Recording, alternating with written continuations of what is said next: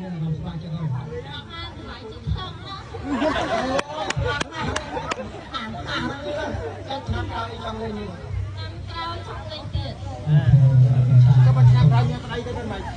មានប្តីក៏លេងទៀតដែរអូ